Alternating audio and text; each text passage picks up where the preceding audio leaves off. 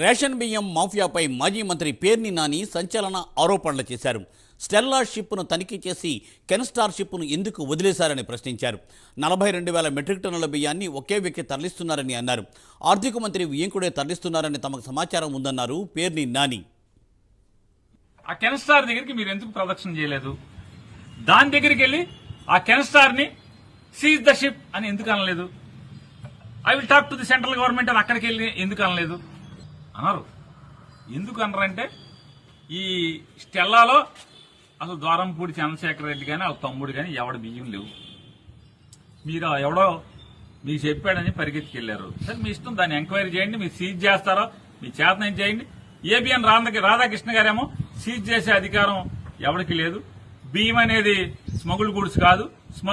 Smuggle goods ఉంటే మాత్రమే ship లో కస్టమ్స్ వాళ్ళు సీజ్ చేసే అధికారం తప్పితే ఇంకెవరికి లేదు. అది బియ్యం స్మగుల్ గూడ్స్ కాదని ఆంధ్రజ్యోతి రాధాకృష్ణ గారు కొడుతున్నాడు టీవీలో. మరి ఏంటి ఈ డ్రామా, ఏంటి ఈ సినిమా, ఏంటి ఎవరిది డ్రామా? రాధాకృష్ణ గారిది డ్రామానా? పవన్ కళ్యాణ్ గారిది డ్రామానా? చంద్రబాబు నాయుడుది డ్రామానా? ఎవరిది డ్రామా ఇది? ఆ కెన్స్టార్ జోలికి ఎందుకు వెళ్లరు? ఇవాళ ఇది ఇంకా ఈ స్టెల్లా అనేది నేను ఎవరినో నాకు కాకినాడకు సంబంధించినటువంటి మీ 2 పేపర్లు 10 ఛానల్స్ ఉన్నాయి కదా, దాంట్లో 2-3 ఛానల్స్ విలేకరులతో మాట్లాడాను. ఈ 2 పేపర్లో ఒక పేపర్ ఆయనతో మాట్లాడాను. ఏంటి బాబు ఏం జరుగుతుంది షూటింగ్, అసలు ఏంటి ఇదంతా అని చెప్పని సాక్షితో మాట్లాడాల, సాక్షి విలేకరుతో మాట్లాడాల. మీ 2 పేపర్లు 10 ఛానల్స్ లో ఓ 3 మాట్లాడాను. మాట్లాడితే వాళ్ళు చెప్పేది ఏంటంటే, సార్ ఇదంతా పెద్ద డ్రామా, ఇది ఈ స్టెల్లాలో పవన్ కళ్యాణ్ గారు సీజ్ ద షిప్ అన్నాడు కదా స్టెల్లాలో. ఆ స్టెల్లాలో దగ్గర 36 మంది ఎక్స్పోర్టర్స్ కలిసి 35,000 టన్నులు ఎక్స్పోర్ట్ చేయడానికి దాన్ని తెచ్చుకున్నారు. 36 మంది ఎక్స్పోర్టర్స్ 35,000 టన్నుల్ని ఎక్స్పోర్ట్ చేయడానికి తెచ్చుకున్నారు.